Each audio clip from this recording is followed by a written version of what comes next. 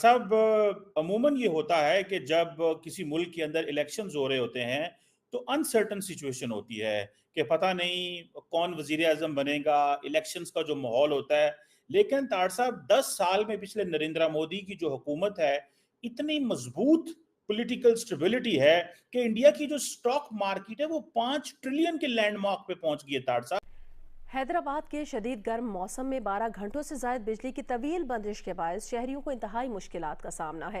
जब सवाल किया जाने लगा तो कि भाई कौन कौन आ रहा है, तो लोगों का कहना था कि और कौन आएगा। नहीं, ये वही नजर आ रहे हैं, मोदी साहब ही नजर आ रहे हैं। और कौन आएगा? वही आएगा। और किसका नाम ले हम? वही आएगा। है वो 350 अरब डॉलर है, अब 350 बिलियन डॉलर्स।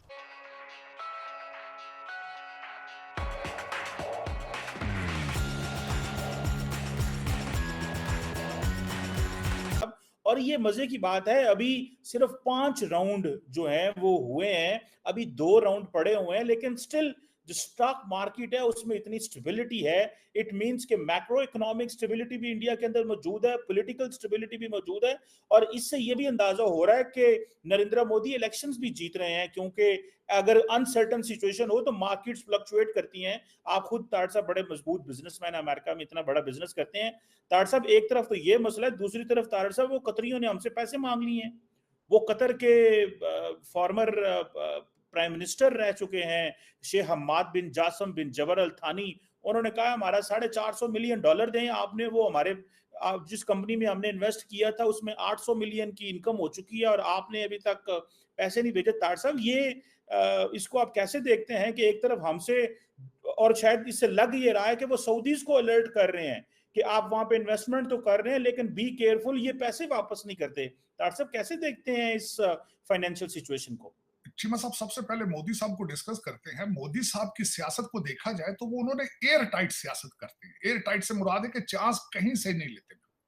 और दूसरा जो मैंने बिलखसूस ये देखा है कि जिस तरीके से मोदी साहब का, जब अगर आप पोर्टफोलियो स्टडी करते हैं, जिस तरीके से उनकी डेडिकेशन और उनकी एक जिस तरीके से he started as a political worker, और फिर और जो मैं बिलखसूस से खास कर बात करता हूं कि मोदी साहब अपने जब लोग सियासतदान जब जीत जाते हैं तो वो एक रिलैक्स मूड में चले जाते हैं, फिर गलतियां भी करते हैं, फिर बदले भी लेते हैं, बदले की सियासत भी करते हैं, फिर चांसेस लेते हैं। टीम मेंबर्स अपने उनके वजीर जो है उनको खुली छुट्टियां मिल जाती हैं, करप्शन में बात। मोदी साहब अपने इलेक्शन कैंपेन मोड से बाहर ही नहीं आते।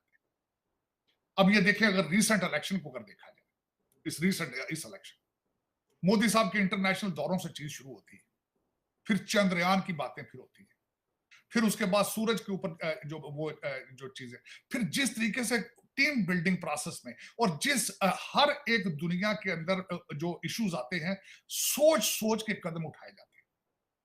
देखें, उन्होंने 7 अक्टूबर को उन्होंने हमास को कंडेम किया, फिर उसके बाद सिचुएशन चेंज हुई है तो उन्होंने अपना सपोर्ट चेंज करके वो फलस्तीनियों के साथ चले गए।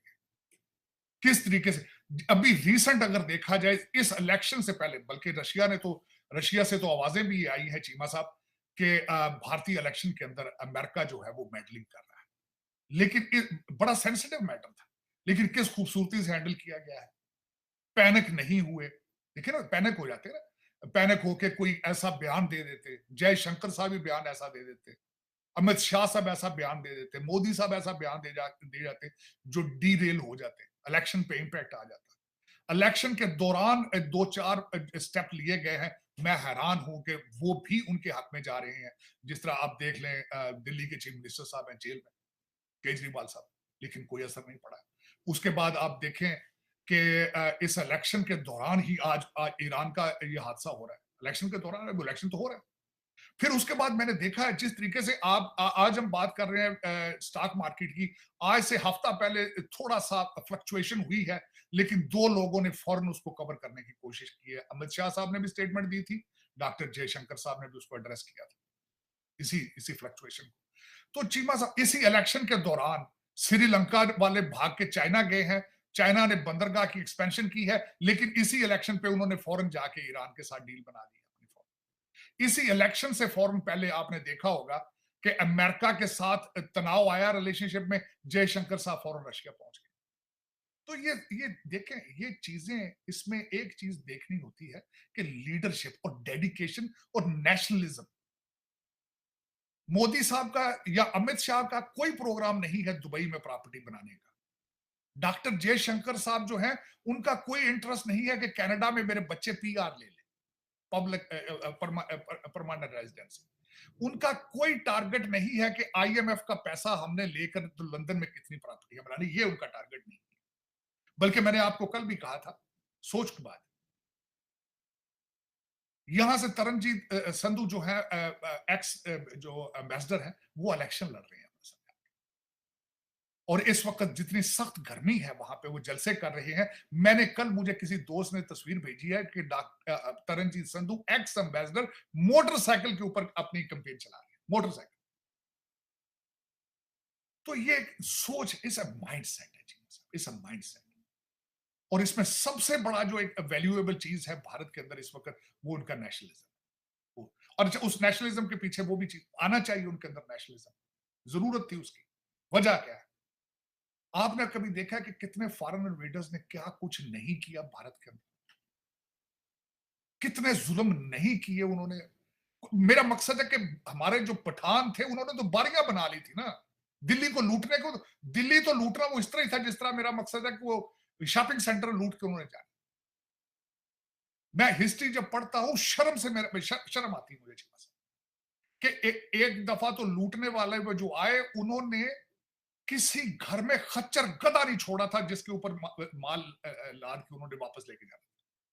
अफसोस के साथ कहता हूं, यहां की औरतों को भी लूट ले जाके अफगानिस्तान के अंदर बाजार लगते थे। बल्कि मैं कल हिस्ट्री में पढ़ रहा था कि मर्दों को एज अ स्लेव ले जाके हिंदुस्तानी मर्दों को बेचा जाता था पाकिस्तान, यहां तक। तो अब आपका क्या ख्याल है, ये जरूरत नहीं थी कि यहां पे लोकल लोगों की गवर्नमेंट आती? आप तो अभी भी कानून नहीं है। आपको तो बनाए, आपके तो कॉलोनियल मालिक हैं जिनके एजेंट थे, जिन्होंने पाकिस्तान बनाया। अगर मुझे आप 10 मिनट दें, मैं जिसपे मैं बल्कि रिसेंट पढ़ रहा था, आपको तो बनाने वाले फ्यूडल लॉर्ड थे, लैंड रिफॉर्म के खिलाफ इकट्ठे हो गए थे वो। आपको उन्होंने मुस्लिम लीग बना ली थी। आपके तो बुनियादों के अंदर ही जो है ठीक, आपकी तो विल ठीक। एक प्रोजेक्ट को जब बनाने के लिए आपकी विल ही ठीक ना हो, तो उस एक दरख्त को जब लगाते हैं, बुरी नीयत से लगाएं तो उस पर फल लगता है, फिर वो फल किस तरह लगेगा? आप 1947 से शुरू हुआ, आप देखें, आपकी इंटेंशन ही ठीक नहीं थी। आप आज की असेंबली के अंदर आपके कौन लोग बैठे हैं? मैं बता देता हूं जी। ब्रिटिश एजेंटों के पोते दोते बैठे हैं, पीरों मुरीदों के पोते दोते बैठे हैं। और या फिर आज भी आपको अगर पाकिस्तान में सियासत करनी है तो आपको मुर्शद बनना जरूरी है। क्यों? क्या बात, क्या वजह है कि आपको इस्लाम ही बेचना है? और मजे की बात, ठीक है, इस्लाम बेचें आप। मोदी साहब हिंदुइज्म बेच रहे हैं ना, ठीक है। आप कहते हैं हिंदुत्व का कॉन्सेप्ट है, ठीक है। उनके अपने बच्चे लंदन तो नहीं पढ़ रहे हैं, ठीक, मंदिर बना रहे हैं, जा रहे हैं, अपना प्रचार कर रहे हैं वो। लेकिन उनकी औलादें जो हैं वो कनाडा पीआर में तो नहीं बैठी ना। डबल स्टैंडर्ड तो नहीं है। आपका हर बंदा जो इस्लाम यहां बेच रहा है, उसके अपने बच्चे लंदन आर्टिफिशियल इंटेलिजेंस पढ़ रहे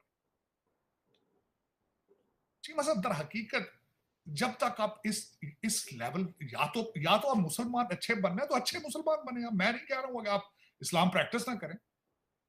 मैं तो बल्कि इस चीज की प्रचार हमेशा ही करता हूं कि अगर आप हिंदू हैं तो अच्छे हिंदू बने, आप अच्छे सिख हैं तो अच्छे सिख बने, आप अच्छे मुसलमान हैं तो अच्छे मुसलमान बने।